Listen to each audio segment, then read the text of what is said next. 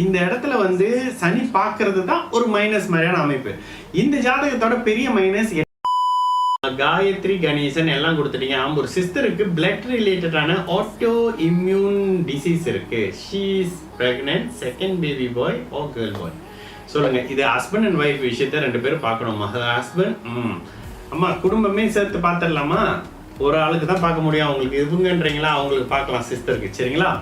அந்த 6 8ஆம் அதிபதிகள் தான் பிளட் ரிலேட்டடான விஷயத்தை கொடுக்குறாங்க. பார்ப்போம். 1993 2:48 PM கன்னிராசி சித்திரை நட்சத்திரமா.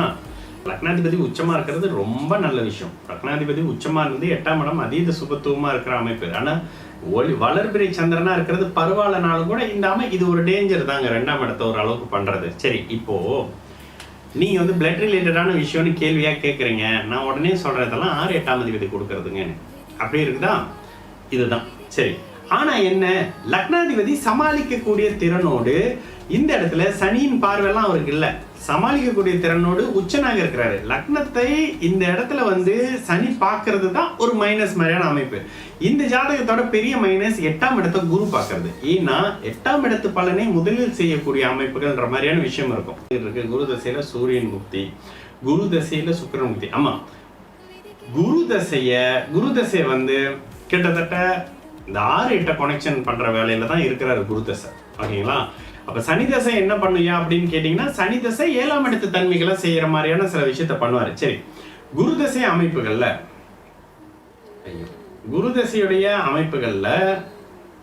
குரு தசையோட தன்மைகள்ல இந்த இடத்துல குரு 8ஆம் வீட்டு பலனை தான் செய்வாரு. கூடுதலா அஷ்டம சனி அமைப்புகள் வேற 2027 இருந்து நடக்க ஆரம்பிக்குதுன்றதுனால கொஞ்சம் டிஸ்டர்பா இருக்கும்.